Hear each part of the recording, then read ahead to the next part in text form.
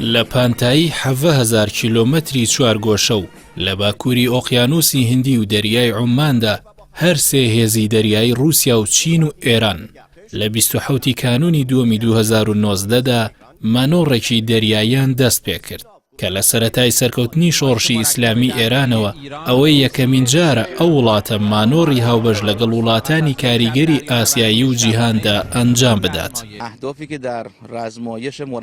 بەوتەی غوڵام ڕەزا تەحانی یاریدەدەری هێزی دەریای ئێران بۆ کاروباری ئۆپەراسیۆن مەبەستی مانۆڕەکە چەسپاندنی ئاسایش و بنەماکانیەتی لە ناوچەکەدا.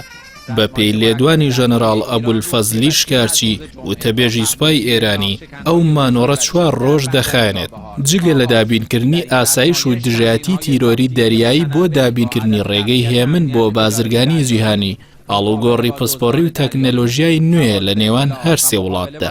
گەرچی شکارچی ڕایگەیاند بەهۆی ئەوەی ئۆقیانوسی هیند و دەریای عومان ناوچەیەکی استراتیژین بۆ بازرگانی جیهان و چەسپاندنی ئاسایش و سەقامگیری لەم ناوچەیەدا زۆر گرنگە. بەڵام چاودێران بڕوان وایە ئەم مانۆڕە وەڵامدانەوەی ئەو سێ وڵاتەیە بۆ ئەو نەخشەی ویلایەتە یەکگرتووەکان بۆ دروستکردنی هێزێکی جیهانی بۆ پاراستنی بازرگانی لە گەروی هورمز و دەریای عوماندا. بەشداری ئێران لەو مانۆڕەدا پەیامێکە ئاڕاستی ئەمریکا و هاوپەیمانەکانی دەکات کە ناتوانن ئەو وڵاتە پەراوێز بخەن. بەو پێی ئێران وڵاتێکی ناوەندی گرنگە لە ناوچەکەدا و تەنیا ڕێگەچارەی سەقامگیری لە گەروی هورمز و کەنداودا ڕێگەی دیالۆگە. نیویۆرک تایمز لە وتارێکدا ئاماژەی بەوە کردووە لە دوای لێدانی کۆمپانیای ئارامکۆ سعودیەکان متمانیان بە پشتیوانی ئەمریکا نەماوە. تەنانەت گەیشتوونەتە ئەو بڕوایی بە کڕینی ڕێژەیەکی گەورەی چەکیش ئەمریکا پشتیوانیان ناکات.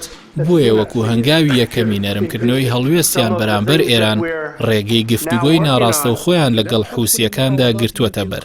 سعودیە و ئیمارەت لە دوای ڕووداوەکانی فوجەیرە و ئارامکۆ بۆیان دەرکەوت بێ پشت و پەنا و بێهێزن بەرامبەر بە ئێران و لایەنگرەکانی و ئەو دۆسیانەی کە ئەوان لەگەڵ ئێراندا لە سەری جیاوازن هەمان ئەو دۆسیانە نین کە ئەمریکا لەگەڵ ئێراندا لە سەریان ناکۆکە.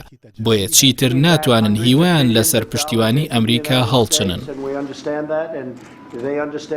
وڵاتانی کەندا و بەهۆی گەماروی قەتەرەوە پارچە پارچەن و دۆخی سیاسیان لە ئاستێکی دژواردایە.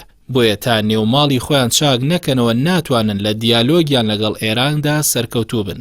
بە تایبەتی دوای ئەوەی ئێران بۆ جارێکی تر پێشنیازی دیالۆگی کردووە بۆ واژۆکردنی پرۆتۆکۆڵێکی گشتگیر بۆ سەقامگیری لە ناوچەکەدا بەبێ دەزوەردانی هێزە دەرەکیەکان.